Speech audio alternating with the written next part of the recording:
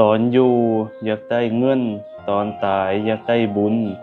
ตอนอยู่เฮ็ดตามใจกิเลสเวลาตายเลยกลายเป็นเปรตเที่ยวขอส่วนบุญ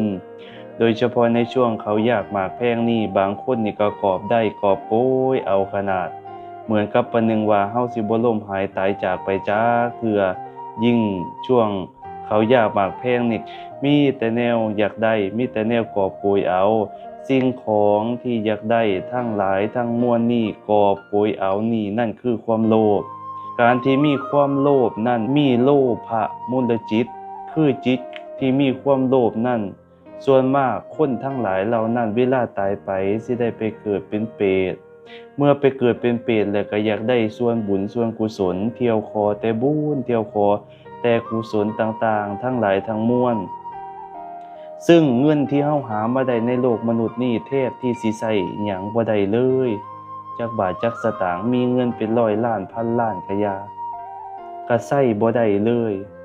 แต่ว่าในโลกแห่งความตายชีวิตแห่งความตายนี่คือต้องการอย่างเดียวคือบุญ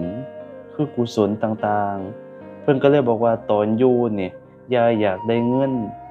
เพราะว่าตอนตายนี่เพราะว่ามันต้องการได้บุญแบบนี้มันบ่คุ้มท่านทั้งหลาย